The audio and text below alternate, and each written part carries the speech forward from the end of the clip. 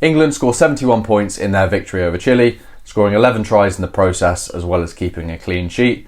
Now, as an England supporter, I can't not be happy with that performance. Look, the bookies had England by 50. I thought it would be maybe a little bit lower than that, and they blew that score out of the water. Keeping a clean sheet is also vital for their confidence. Look, the English defence is really something in which England can look to build off of. Not conceding a try against Japan, only one against Argentina, means they've conceded 1 try in 3 games, which going into the knockout stages will hopefully give them some confidence and make them believe in themselves a little bit. Now, going into this game, I thought it was mainly about England getting their confidence in their attack back. Now, we always knew England would score a fair few tries in this game due to the obvious circumstances of playing against an outfit that's not completely professional. And I do feel no matter what opposition you're playing, whether it's a non-professional team or the world champions, if you're scoring tries, no matter at what level, it builds the confidence in your team, and hopefully England can carry that as well as their sort of defensive performances into the next stages. Now, they certainly won't be putting 11 tries past anyone in the knockout stages, but just building that confidence, we can score tries, is something that will be very, very beneficial going forwards. Now, in terms of who the try scorers were, Henry Arundel bagged 5 tries, which is ridiculous. A lot of them were sort of sitters. All he had to do was sort of catch it and put the ball down. But going forward, on the kick chase, he put in some really nice chases, got up in the air a couple times and caused some disruption. Theo Dan got a couple tries from hooker. Look, the England maul looked really, really strong. Look, obviously I know there's not an awful lot of resistance to the maul, and you'd expect any international athlete, an outfit to score from 5 metres out with a maul, but Theo Dan showed some good composure to go over for a couple. Marcus Smith scored 1 before half time and then 1 in the second half. A real nice little sort of kick through, little grubber kick, ran round and scored it on the stroke of half time, look, Marcus Smith at fullback, obviously, he's never played there before and he was just learning the ropes, but he showed some good composure and just the Marcus Smith of old and new, I suppose. He's a very composed player, but he still does have the sort of the tricks that he used to have when he was breaking through. So look, really good performance from Marcus Smith. Now, I just want to say, a lot of people I've heard on commentary with the game are saying that you've really got to consider Marcus Smith for England fullback. Now, I couldn't disagree more. I think Marcus Smith is a phenomenal player, one of the best fly halves in England, but playing fullback against Chile and playing fullback against, for example, who could we play, Australia or Wales, it's just a completely different ball game. Marcus Smith at no point in this game had to go up and compete for a high ball.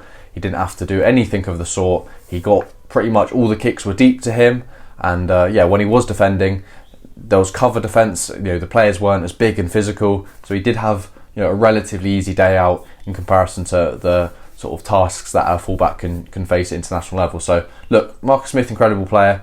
It's most likely that England are going to have him in the 23 for the knockout stages, but playing him at fullback, it's not for me. But not taking anything away from Marcus Smith.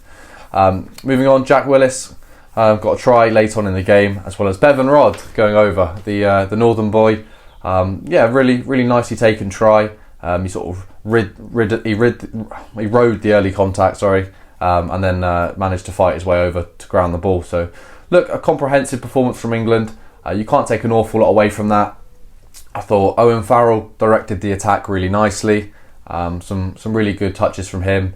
You could see he wanted to up the pace a lot more than what we've seen in previous games. Now, I know it's obviously against lesser opposition, but it's not necessarily the outcomes for me, it's the mindset. And Owen Farrell taking a quick tap to put Arundel in the corner. The try before that, he put in a double miss pass off of a scrum for Arundel in the corner. It's a much more adventurous mindset, considering England could probably have got over that try line via a little short pop to Lawrence or to any of the backs. So look, it was good adventurous play from England, and ultimately that stems from Owen Farrell. Danny Care, I felt, brought some decent pace to the ball early on in the game. However, England did struggle for the first 20 minutes, and it did look like Chile were going to score at one point. Some absolutely outrageous offloads, and Chile did lose their composure a little bit getting late on in the game.